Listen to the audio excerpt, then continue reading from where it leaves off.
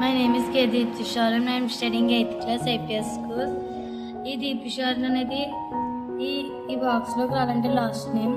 ఇక్కడికి వచ్చి షారన్ అని టైప్ చేసుకొని కిందకు వచ్చి